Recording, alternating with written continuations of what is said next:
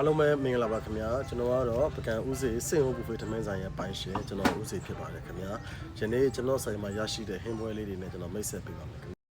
ဒါလေးကတော့ငဖဲလုံးလေးဖြစ်ပါတယ်ဗျာဒါလေးကတော့ကျွန်တော်တို့ပဇွန်မုတ်စိတ်လေးပါခင်ဗျာဒါလေးကတော့ကျွန်တော်တို့အမဲသားနှက်လေးပါဗျာဒါလေးကတော့အမဲသားနှက်ဒါလေးကတော့ကျွန်တော်တို့ငပတ်ချက်လေးပါဒါလေးကတော့ငပတ်ချက်လေးပါ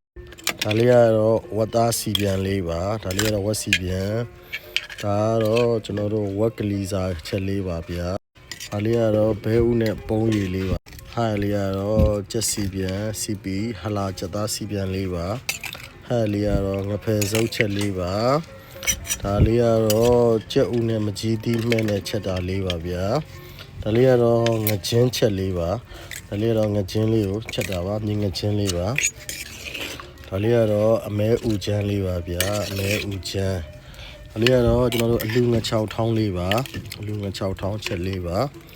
ဒါကတော့ကျွန်တော်တို့ဗမာချက်သားလေးနဲ့ကျွန်တော်တို့အာလူလေးနဲ့ချက်တာပါဗျာအဲ့လေးကတော့ဝက်သားနဲ့ပုံးရည်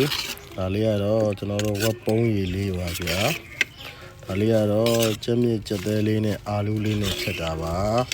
ဒါလေးကတော့ကျွန်တော်တို့ဦးစီဆိုင်မှာချပေးမဲ့ကျွန်တော်တို့အရန်ဟင်းအမျိုး20ကျော်ဖြစ်ပါတယ်ခင်ဗျာလူကြီးမင်းတို့ဘလို့ရဲ့ဆာကျွန်တော်ဆိုင်မှာလာစားရုံနဲ့အခုလိုအရန်ဟင်းအမျိုး20ကျော်ကိုကျွန်တော်ဆုံးဆုံးလင်းချပေးမှာဖြစ်ပါတယ်ခင်ဗျာကျွန်တော်တို့ဂျိုကိုလီယာစပါပါတယ်ကျွန်တော်ဆိုင်မှာကလေးပဲနယ်လေးတွေပဲလေးတွေတို့ဒါခံရောက်ပြီဆိုရင်ကျွန်တော်ဒီဦးစီစင်ဘူဖေထမင်းဆိုင်ကိုတတိယလိုက်ပါခင်ဗျာပကံမှာဦးစီရှိတယ်အားလုံးပဲမင်္ဂလာပါခင်ဗျာပကံဦးစီစင်ဘူဖေထမင်းဆိုင်မှာကြိုးလိုက်ရပါတယ်ခင်ဗျာလူကြီးမင်းတို့အနေဖြင့်ပကံတို့လဲပဲရောက်ရှိနေပြီဆိုရင်ကျွန်တော်ပကံဦးစီစင်ဘူဖေထမင်းဆိုင်ကိုလာရောက်ခဲ့ပါလို့ဖိတ်မှန်တကာပြုပေးရစီခင်ဗျာကျွန်တော်ဦးစီပွင့်ထားတဲ့ဆိုင်ဟာဆိုရင်လူကြီးမင်းတို့အတွက်ဟင်းတစ်မျိုးထမင်းတစ်ခါပြင်သုံးဆောင်လို့ရပါတယ်ဟင်းတစ်မျိုးထမင်းအဝစားသုံးဆောင်လို့ရပါတယ်ခင်ဗျာထမင်းရောဟင်းရောစိတ်ကြိုက်ဘူဖေးတဲ့သုံးဆောင်လို့ရပါတယ်ဘိုက်စာနေပြီဆိုရင်တော့ဦးစီကိုသာတတိယလိုက်ပါခင်ဗျာလိပ်စာကတော့ညောင်ဦးမြို့ရွှေစည်းကုံဖရားရဲ့တောင်ဘက်မုတ်အလိုတော်ပြည့်ဘုန်းကြီးကျောင်းအနီးမှာတည်ရှိပါတယ်ခင်ဗျာလူကြီးမင်းတို့ဘလို့ပဲစားအရဟင်းအမျိုး20ကျော်ကိုချပေးရဲ့ဆိုင်ဖြစ်ပါတယ်ခင်ဗျာအားလုံးပဲ